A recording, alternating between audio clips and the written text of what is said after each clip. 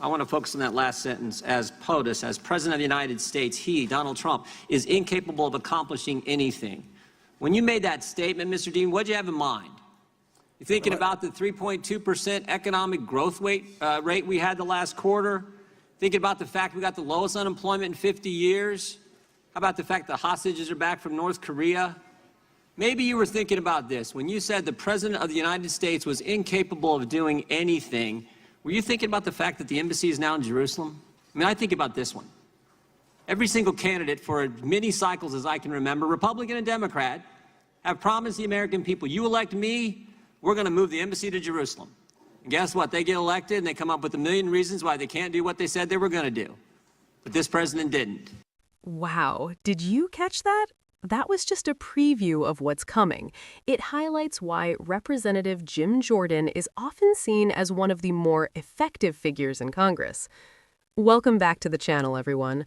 Today, we're reacting to a clip that really stands out, featuring Jim Jordan questioning Chairman Jerry Nadler's key witness, former Nixon counsel John Dean, during a House Judiciary Committee hearing. Some might dismiss this as political theater, but another way to see it as a moment where one lawmaker comes prepared with detailed arguments and supporting points. It becomes a clear example of how different approaches play out in a high-stakes hearing. As you watch, notice the contrast in strategy. While one side is building a broader case, the other is focused on challenging it step by step. We're going to watch the full exchange and break down exactly how it unfolds. Let's get into it.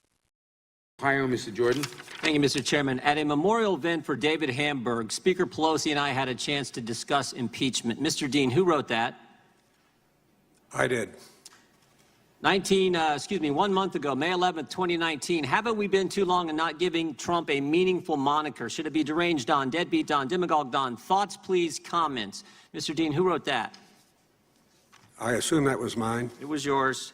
19 days ago, May 22nd, 2019, there was this. We are witnessing Trump's massive cover-up of his criminal behavior. As POTUS, he is incapable of accomplishing anything.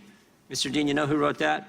I suspect that was me again. It was you. I want to focus on that last sentence. As POTUS, as President of the United States, he, Donald Trump, is incapable of accomplishing anything. When you made that statement, Mr. Dean, what did you have in mind? You thinking about the 3.2% economic growth rate we had the last quarter? Thinking about the fact we got the lowest unemployment in 50 years? How about the fact the hostages are back from North Korea? Maybe you were thinking about this. When you said the President of the United States was incapable of doing anything, were you thinking about the fact that the embassy is now in Jerusalem? I mean, I think about this one. Every single candidate for as many cycles as I can remember, Republican and Democrat, have promised the American people, you elect me, we're going to move the embassy to Jerusalem. And guess what? They get elected and they come up with a million reasons why they can't do what they said they were going to do. But this president didn't. The embassy is now in Jerusalem. So I'm just wondering, what were you thinking about when you said he's incapable of accomplishing anything? Mr. Jordan, I think that under the parliamentary rules of the House, I'm refrained from addressing a full answer to your question. You weren't refrained in your tweets and your comments and the things you wrote. My tweets are not subject to the parliamentarian. They are subject to state of mind and the perspective you bring to this hearing, and I think the American people understand. Let me ask you this then. Did you give advice to Lanny Davis or Michael Cohen prior to Mr. Cohen's testimony to Congress? No. Well, you said on Aaron Burnett's show the night before Mr. Cohen testified in front of the Oversight Committee that Michael Cohen should, you said you had talked to Lanny Davis and that Michael Cohen should hold his testimony as long as possible from Republicans. You didn't say that to Mr. Davis? You said it on Aaron Burnett's show the night before Mr. Cohen testified. I didn't say it directly to Mr. Cohen was your question. No, it wasn't. My question was, did you give advice to Lanny Davis or Michael Cohen prior to Mr. Cohen's testimony to Congress? Yeah, I have known Lanny Davis for almost a couple decades, and we have talked about it. And I did say, as soon as you turn your testimony over, it will be picked apart. So you instructed Michael Cohen's lawyer to keep information from Republicans, to obstruct the committee work that we were doing in the Oversight Committee just a few months ago? You told that to Michael Cohen's lawyer? I didn't quite phrase it that way, no. You know what? They took your advice. I'm sorry? They took your advice. Did they? Yeah, didn't know Mr. that. Cohen kept his testimony from us for as long as possible. But you know what else Mr. Cohen did that day? Lied. Lied 7 times. And this is what I think concerns so many Americans. This is what concerns, I think, so many Americans about the work that's going on in this Congress, this 116th. The first announced witness of the 116th Congress is Michael Cohen, a guy who sits in prison today for lying to Congress. Today, Chairman Nadler brings in front of the Judiciary Committee a guy to talk about obstruction of justice who went to prison in 1974 for obstructing justice. I did not go to prison. Okay, you pled guilty to obstruction of justice. I'm glad you got to stay out of prison then, I guess. What bothers me the most, though, is this committee's failure to investigate how the whole Trump-Russia thing started. This is the Judiciary Committee. We're supposed to, how this whole thing began. And I said this a few weeks ago, but I want to remind this committee what the Attorney General of the United States said 8 weeks ago when he testified in front of the Senate. Said 4 important things about the beginnings of the Trump-Russia investigation. He said there was a failure of leadership at the upper echelon of the FBI. His words, not mine. Upper echelon. That's certainly true. Comey, McCabe, Baker, Strzok, Page, they've all been fired, demoted, let go, they're gone. Some of them are under investigation by the Justice Department. He said spying did occur. He said it twice. He said there's a basis for his concern about the spying that took place. And he used 2 terms that, again, I think this committee should find frightening and should be looking into. Unauthorized surveillance and political surveillance. Scary terms. So the good news is, even though this Congress has memorandums of understanding between the key committee chairmen on how they're going to coordinate their attack on the president, even though this Congress' first big witness, first big hearing, Michael Cohen, a guy who sits in prison for lying to Congress, and even though we now have a guy testifying about obstruction of justice who pled guilty to obstruction of justice, we should be looking into the things Bill Barr's looking at. Now, the good news is Mr. Durham's doing that. But this is the part I think that frustrates so many. Mr. Chairman, I would hope the Judiciary Committee and the history this committee has for protecting fundamental liberties would begin to look into those key issues, the whole premise for how this Trump-Russia investigation started in the first place. And I'll finish again with this. Emmett Flood wrote a letter to the Attorney General a few weeks back, made an important point.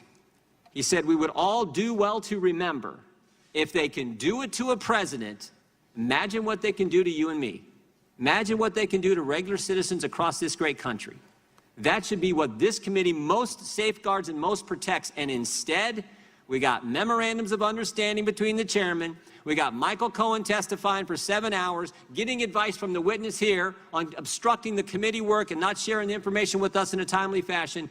And now we got John Dean, 45 years ago, pled guilty to obstruction of justice, and now coming in to enlighten the Judiciary Committee on obstruction of justice when we could be going right to the start of how this whole thing started. I yield back.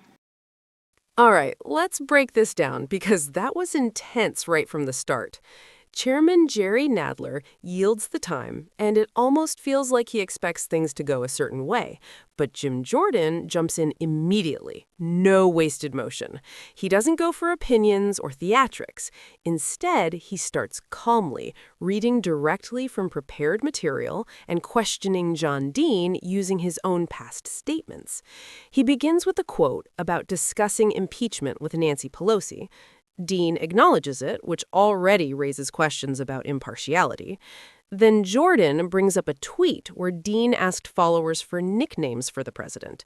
When pressed, Dean gives a hesitant response, but the point is already made. Jordan is establishing a pattern. Next comes a stronger moment. Jordan references a statement where Dean said the president was incapable of accomplishing anything. Instead of leaving it there, Jordan counters by listing specific examples: economic growth, unemployment figures, foreign policy developments, using them to challenge Dean's claim without raising his voice. When Dean is asked to respond, he avoids engaging directly, citing parliamentary rules. That contrast becomes part of the exchange: public criticism on one hand, but reluctance to answer direct questioning in the hearing. Jordan then shifts to another angle, bringing up Michael Cohen and asking Dean about any advice given to Cohen's legal team. Initially, Dean denies it, but Jordan follows up with a prior media statement suggesting otherwise. After being pressed again, Dean acknowledges some level of communication, which becomes a key point in Jordan's argument. From there, Jordan moves into a broader critique. He highlights the credibility of the witnesses presented, pointing out Cohen's past conviction for lying to Congress and Dean's own legal history. He frames this as part of a larger concern about the direction of the hearing and the issues being prioritized. In closing, Jordan questions the focus of the proceedings, suggesting that other matters, like the origins of the Trump-Russia investigation and government surveillance, deserve more attention. He positions his argument as a challenge to the overall narrative being presented. The exchange ultimately comes down to contrasting approaches, one focused on building a broader case through witnesses, the other on scrutinizing those witnesses and their credibility. What stood out most to you in that moment?